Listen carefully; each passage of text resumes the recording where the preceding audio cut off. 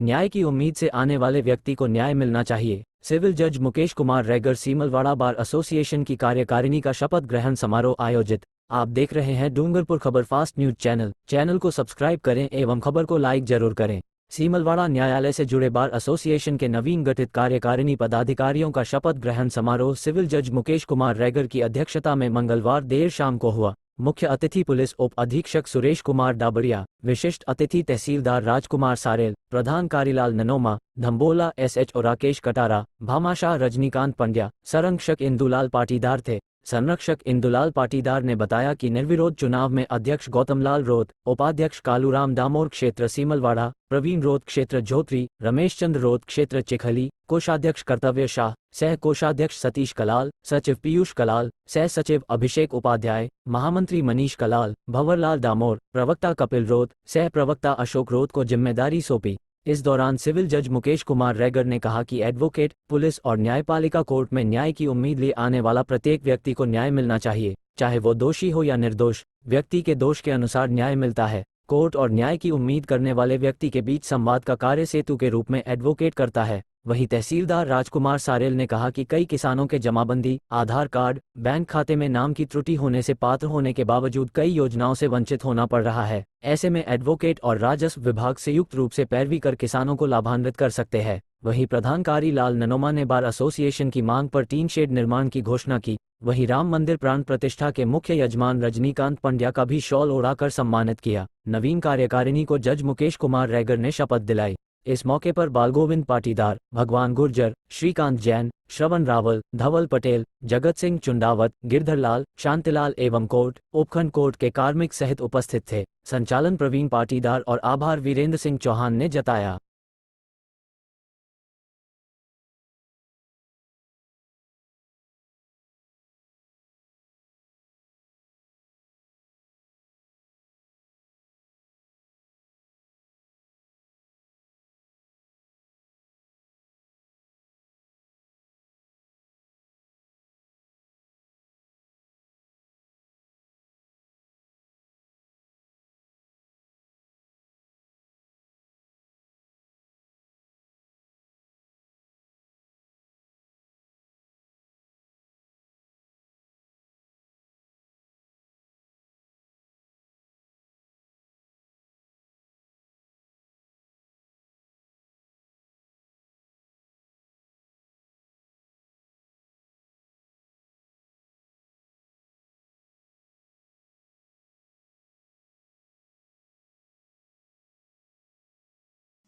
नवनिर्वाचित पूरी कार्यकारिणी 2024 गौतम जी और पूरी कार्यकारिणी को मैं इसके लिए मुबारकबाद देता हूँ। बहुत बहुत बधाई हो कि आप निर्विरोध चुने गए और सभी जो मेंबर्स हैं वो निर्विरोध चुने गए। अब आपसे यही अपेक्षा है कि बार और बेंच मिलके और एक सामान्य आदमी जो है उसको न्याय प्रदान करने की और उसको न्याय के प्रति आस्था बढ़ाने के लिए हम सब मिलके काम करें कि उनकी न्याय के प्रति आस्था बढ़े। अभी जैसा प्रधान जी ने बताया कि हमारी जनता बहुत भोली भाली है, तहसीलदार साहब ने बताया कि यहाँ पे लोगों के 2-2, 3-3 नाम होते हैं, तो उसका सबसे बड़ा कारण मूल में क्या है? सिर्फ एक कारण है, अशिक्षा और जागरूकता की कमी।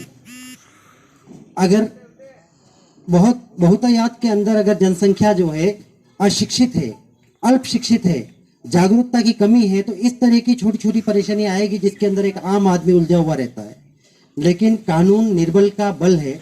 एक निर्बल व्यक्ति भी अगर कानून की शरण में चला जाता है तो वो बलवान बन जाता है, उसमें 100 हाथियों का बल आ जाता है। अगर उसके साथ किसी ने अन्याय किया है तो डेफिनेटली वो उसके खिलाफ लड़के खड़ा हो सकता है और कानून की मदद लेके और दोषी को सजा दिलवा सकता है।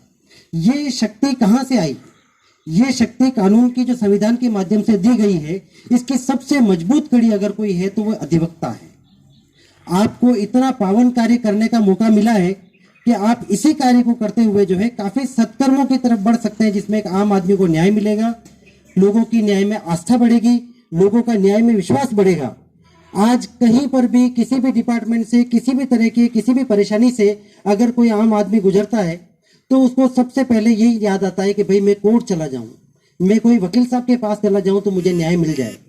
मैं आप सबसे आग्रह करना चाहूंगा कि अगर कोई ऐसा सोचते हुए अगर कोई कोर्ट की सीढ़ी चढ़ रहा है, अगर कोई ऐसा सोचते हो कि मुझे न्याय मिले, वो अगर वो कोर्ट में आ रहा है, अधिवक्ता के पास आ रहा है, तो आपकी और हमारी पूरी जिम्मेदारी बनती है कि यहाँ से वापस जाए तो वो खुश होकर जाए कि हाँ मुझे न्याय मिला, चाहे वो दोषी हो चाहे वो निर्दोष हो।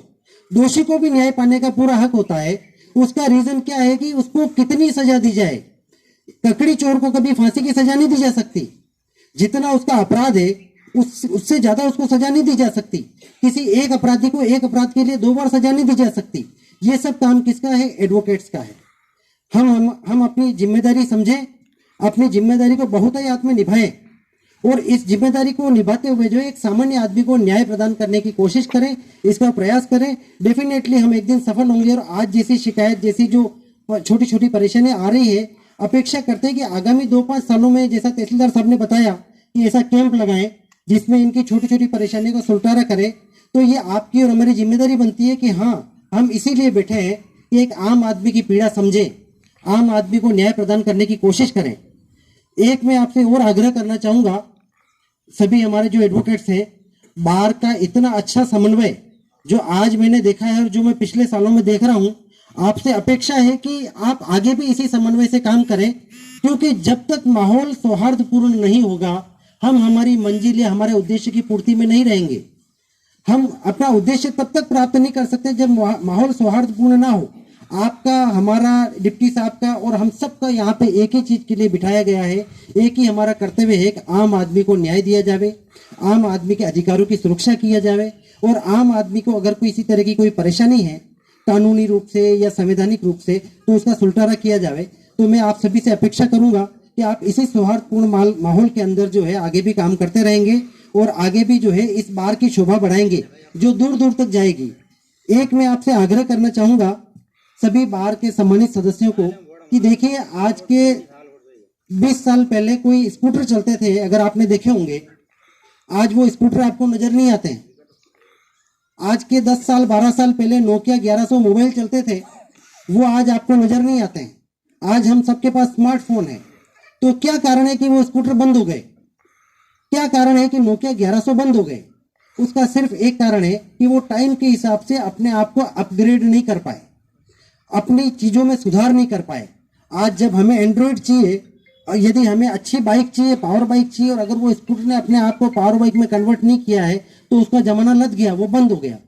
सेम चीज हमारे ऊपर लागू होती है, चाहे एडवोकेट्स हो, चाहे जुडिशरी हो और चाहे हमारे कानून के जानकार जो पुलिस डिपार्टमेंट वगैरह सभी हैं, कि जब तक हम कानून के मामले में अपने आप को अपग्रेड नहीं करेंगे, हम कानून के बारे में जानकारी पूरी अचीव नहीं करेंगे, तब तक न्याय हमसे थोड़ा सा दूर रहेगा। तो आप जितने भी नए अधिवक्तागण हैं, कोशिश करें कि आपके पास जो गैजेट्स हैं, मैं आपकी बात सिर्फ इसी बार तक या इसी कोर्ट तक नहीं करना चाह रहा। आजकल ऑनलाइन सुनवाई का जमाना है, जहां पर आप यहाँ बैठे बैठे हाई कोर्ट में पैरवी कर सकते हैं, यहाँ बैठे बैठे डिस्ट्रिक्ट कोर्ट के अंदर ऑनलाइन सुनवाई के माध्यम से प्रेजेंट हो सकते हैं। ये सभी सुविधा आपके लिए है। अब आप यूं मत सोचिए कि नहीं सीमलवाड़ा कोर्ट है और सीमलवाड़ा बार है।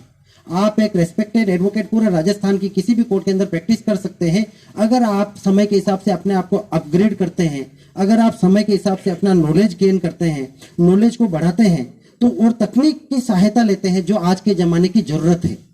क्योंकि धीरे धीरे जैसे तकनीक का विकास होता जा रहा है, अगर हमने तकनीक के हिसाब से अपने आप को अपग्रेड नहीं किया तो निश्चित रूप से जो है हम पिछड़ जाएंगे और ये अच्छी बात नहीं होगी कि हम पिछड़े हुए में कहलाएं। आप सभी से अपेक्षा करता हूं कि आप अपने आप का ज्ञान और विज्ञान के माध्यम से, कानून के नॉलेज के माध्यम से अपना ज्ञान बढ़ाएंगे और न्यायालय का भी मार्गदर्शन करेंगे, क्योंकि न्यायालय के कानून के मामले में मार्गदर्शन करने के मामले में अधिवक्तागण का बहुत महत्वपूर्ण योगदान होता है और आपसे अपेक्षा की जाती है कि आप इस मामले में बेहतरीन कार्य करेंगे। श्री गौतम लाल जी रोत अध्यक्ष महोदय और सभी कार्यकारिणी जो है उनको मैं एक बार फिर बधाई देता हूं और आपसे अपेक्षा करता हूं कि आप सभी मिलकर बार और बेंच के साथ न्याय की उद्देश्य पूर्ति के लिए प्रयास करेंगे और हम सब मिलके, और जैसे अभी हमको ये शिकायत जो सुनने को मिली है कि यहाँ की जनता भोली है, यहाँ पे लोगों के 4-4 नाम होते हैं, तो ये हमारा नैतिक दायित्व बनता है, हमारा विधिक दायित्व बनता है कि जब हमारे यहाँ पे एक जागरूक नागरिक है तो वो 100 लोगों की समस्या हल कर सकता है। तो फिर कहाँ पिछड़ रहे हैं, कहाँ कमी पड़ रही है, अगर हम इसमें जुड़ जाएंगे तो डेफिनेटली जो है हम इस चीज को अचीव करेंगे।